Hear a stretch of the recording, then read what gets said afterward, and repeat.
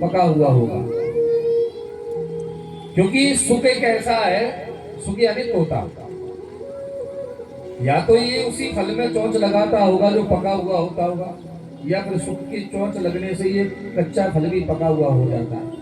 और भागवत में तो साक्षात कौन है, बोले सुखदेव जी महाराज। तो कहा गया, श्लोक के अंदर बताया गया है, बोले निगम कल्प तरोर गलितम फलम।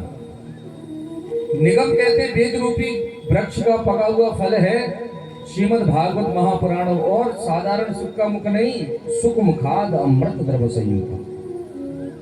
साक्षात श्री सुखदेव जी महाराज का मुख लगा हुआ है, और मुख लगने से कैसा हो गया, बोले अमृत द्रव संयुतम, लगने से अमृत के समान ये हो गया। फिर कहा गया, बोले भैया पिबत भागवतम रसमालय, बोले इसको पियो, तो ध्यान देकर के सुनिएगा।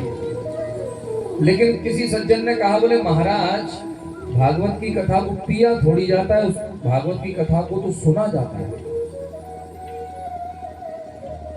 तो फिर पीना क्यों लिखा? तो बोले कहा, बोले भैया कभी कभी क्या होता है कि कई बात ऐसी होती है जो इधर से सुना और इधर से निकल जाता है। पीना उसको कहते हैं जो पी करके अपने हृदय में विराजमान कर ले। जैसे कि कथा में आए, कथा में पंडित जी महाराज ने 4-5 घंटे जितनी कथा की, अगर 2 बात भी हमें अच्छी मिल जाए, उसे कहते हैं पीना, अपने हृदय में उतार ले, जम जाए। एक उदाहरण देते हैं, बोले कोई स्वर्णकार था, उसने मूर्ति बनाई, परीक्षा के लिए मैदान में रखा, सबने परीक्षा ली, संत भगवान कह रहे हैं मेरी मूर्ति की परीक्षा लीजिए। कोई भी जब परीक्षा ना ले सका, एक संत भगवान आए, सुतली को लेकर के बट करके जैसे डाला, तो कान इधर से डाला, इधर से निकल गए। एक संत भगवान ने परीक्षा ली, सुतली को डाला, सीधे पेट की ओर अंदर चली गई। तब कहा, बोले भैया इसकी कीमत बड़ी विचित्र है, बड़ी है। कहने का अभिप्राय, कहने का भाव कि जो सुनकर के अपने हृदय में उतार ले उसको कहा जाता है पीना।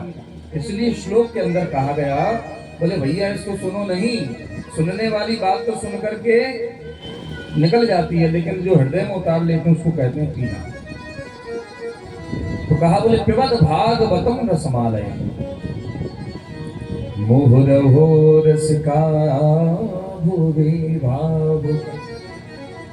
बोले इस रस को बार बार पियो, इस कथा को बार बार पियो। और 2 ही व्यक्तियों के लिए कहा गया है, रसिक और भावुक। रसिक और भावुक। अच्छा, रसिक भावुक के लिए क्यों कहा? क्योंकि भैया कभी कभी क्या होता है कि किसी को मानो प्यास ना हो, किसी को प्यास ना हो, अगर जब जबरदस्ती पानी पिलाओगे तो वो नहीं पिएगा। एक व्यक्ति ने बड़ी सुंदर प्याऊ लगाई, गर्मी का समय है, और आकर के सबको बुला रहा है और कह रहा है भैया बोले बढ़िया सुंदर जल है, मीठा जल है, आकर के पीजिए। तो कोई पहली बार जिसको प्यास नहीं है वो सुन ही नहीं रहे। एक सेठ जी महाराज आए और आकर के कहा, बोले अच्छा जल पिला रहे हो? बोले हाँ महाराज बड़ा सुंदर जल है, पीजिए। तो सेठ जी महाराज प्रश्न करते हैं, बोले एक बात बताओ तुमने, ये जल जो भरा हुआ है ये साफ सुथरा है कि नहीं? बोले हाँ बिल्कुल महाराज, बर्तन मांज करके भरा है। बोले जल तो पीजिए आप?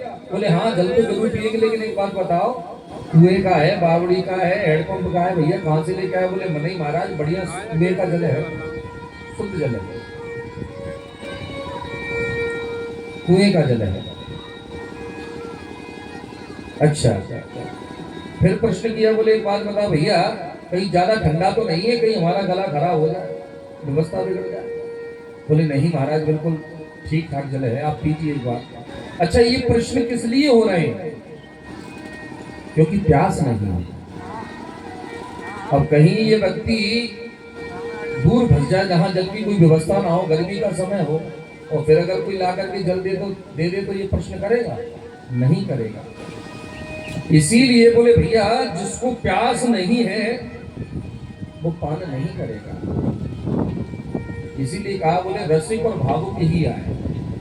रसिक होंगे सुनने को, क्योंकि श्री रामचरितमानस में भी तो हनुमान चालीसा में कहते थे प्रभु चरित्र सुनिवे को रसिया। हनुमान जी महाराज क्या है बोले, भगवान के गुणानुवाद जहाँ होते हैं श्री हनुमान जी महाराज जाकर के वहां आसन लगाते हैं और प्रभु की कथा को दिव्य सुनते हैं। किसी न किसी रूप में आकर के हनुमान जी महाराज कथा को जरूर श्रवण करते हैं। क्योंकि कैसे हैं बोले, प्रभु चरित्र सुनिवे को रसिया। ऐसे हैं श्री हनुमान जी महाराज। भगवान की कथा जहां भी होती है जाकर के सुनते हैं। और भावुक व्यक्ति होता है तो भावुक व्यक्ति का तो कहना ही क्या है।